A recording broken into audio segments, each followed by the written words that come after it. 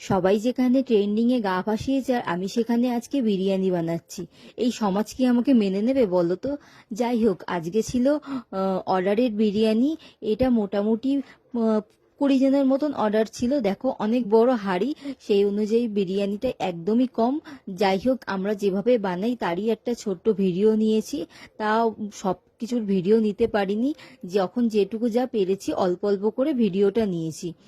আজকে ছিল মটন বিরিয়ানি, সঙ্গে ছিল চিকেন রেজালা, পনির ষাটে, ফিশ ফিঙ্গার, আর কালাকাদ ছিল 50টা মতো, আর ছিল রাবড়ি 3 কিলো। এই হচ্ছে আজকের মেনু। পুরোটাই কাস্টমারের ডিমান্ডিং অনুযায়ী করা হয়েছে।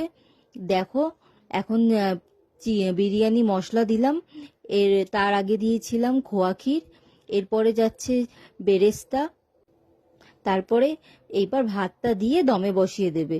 এর মধ্যেও আরো কিছু মশলা আর ঘিটি অ্যাড করেছিল, আমি ভিডিও করতে পারিনি।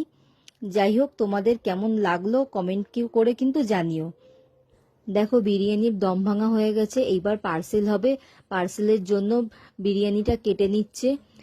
যাই হোক, দেখে কেমন লাগছে অবশ্যই কিন্তু জানিও। আর যদি টেস্ট করতে হয় তাহলে কিন্তু অর্ডার করতে হবে। মিনিমাম অর্ডার কিন্তু 15 থেকে 20 প্লেট মতন নেওয়া হয়। যদি অর্ডার করতে চাও অবশ্যই আমাদের সঙ্গে যোগাযোগ করতে পারো। মিনিমাম অর্ডার কিন্তু 15 জন থেকে নেওয়া হয়। যে কোনো অনুষ্ঠানে আমরা ফুল কন্ট্রাক্টে দায়িত্ব সহকারে কাজ করে থাকি। যদি যোগাযোগ করতে চান তাহলে অবশ্যই একবার কল অথবা হোয়াটসঅ্যাপ করতে হবে।